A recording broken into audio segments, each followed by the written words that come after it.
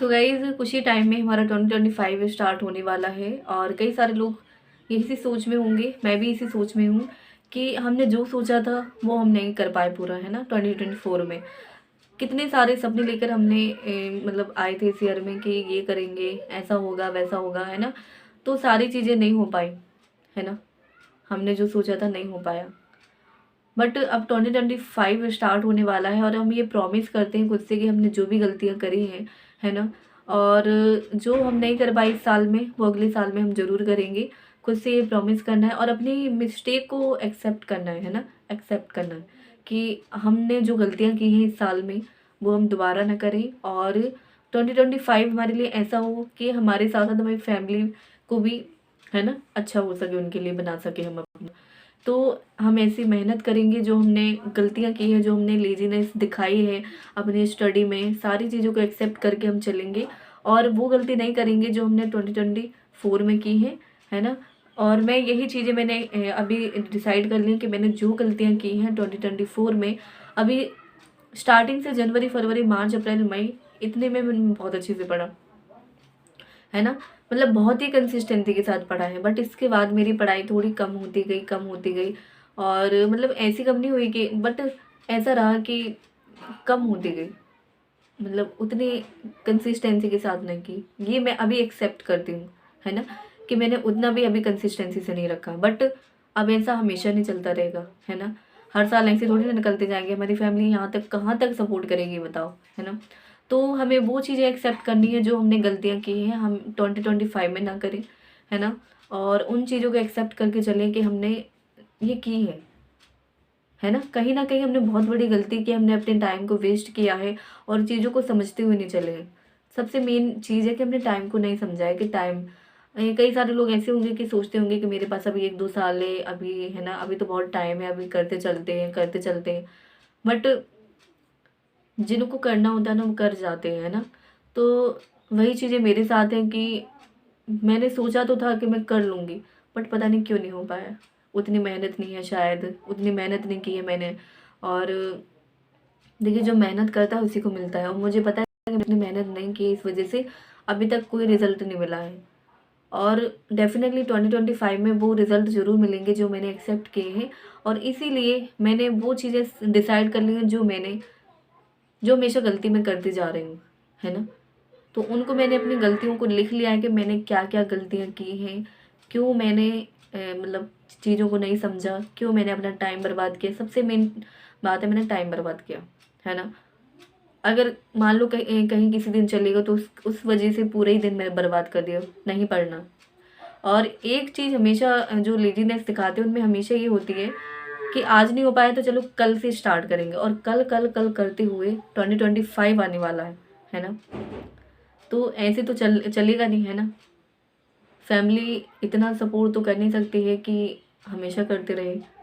उनको भी तो दिखता है कि, उनको भी तो दिखता है ना कि हम क्या कर रहे हैं, कैसे पढ़ाई कर रहे हैं, क्या कितना अपना एफर्ट दे रहे हैं, कितना क्या कर रहे हैं ना। तो अपने ऊपर देखिए ईमानदारी रखिए, है ना, अपने अंदर ईमानदारी रखिए कि आप क्या कर रहे हैं, है ना। अगर आप ईमानदारी रखेंगे तो सभी समझेंगे और आपको टाइम भी समझेगा। तो टाइम उसी को समझता है जो अपनी ईमानदारी के साथ तैयारी करता है, अपनी एफर्ट लगाता है ना। किसी जो मतलब कहते हैं ना, किसी चीज़ को पाने के लिए जब कोई मतलब कंसिस्टेंसी के साथ लग जाता है ना, तो वो मिल ही जाती है उसको, चाहे जितनी भी डिफ़िकल्टी हो।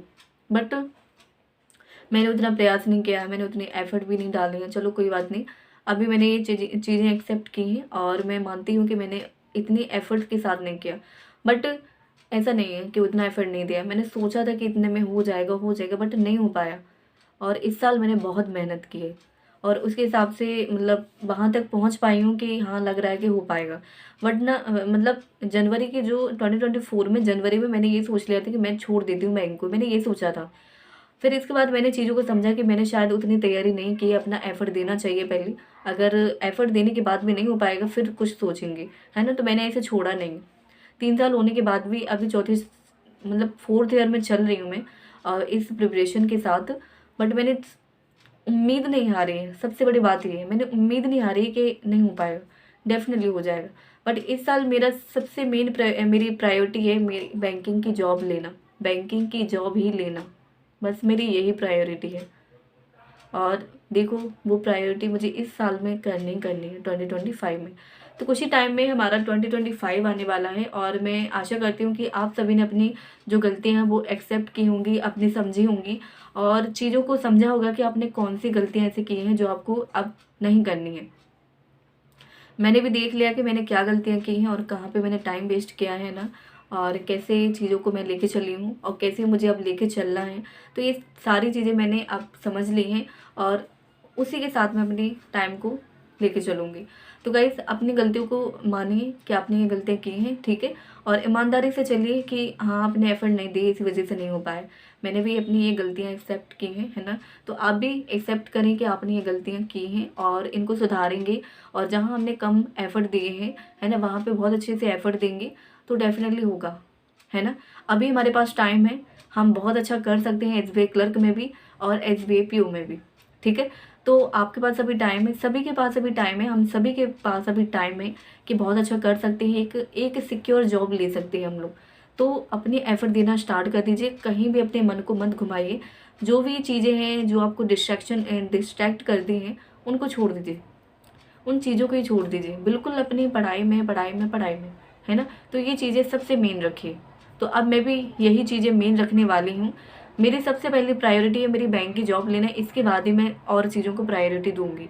तो गाइज आई होप आप सभी समझ रहे होंगे कि आप लोग वैसे भी समझ लिया होगा कि आपने क्या गलतियाँ की, आप सभी ने सोच लिया होगा कि मैंने क्या गलतियाँ की हैं और आपने जो सबसे बड़ी गलती की है कमेंट सेक्शन में ज़रूर बताना आपने क्या किया है, ठीक है। आप क्यों नहीं इस बार सिलेक्शन ले पाए, मैं ज़रूर मेंशन करूँगी अपने यहीं पे, ठीक है। कमेंट सेक्शन में ज़रूर बताऊँगी कि मैंने क्या गलतियाँ की। मैंने आप सबको बता भी दिया कि मैंने टाइम वेस्ट किया है, मतलब उतनी मैंने मेहनत तो की है बट उतनी एफर्ट के साथ नहीं की है कि हाँ निकालना है ये चीज़ नहीं। अगर वो कॉन्फिडेंस आ जाए ना हमें तो उस दिन हमारे पास जॉब होगी, अगर वो कॉन्फिडेंस हमारे पास आ गया, ठीक है गाइस। तो मेक श्योर करना कि अपनी गलतियों को आप लोग समझें।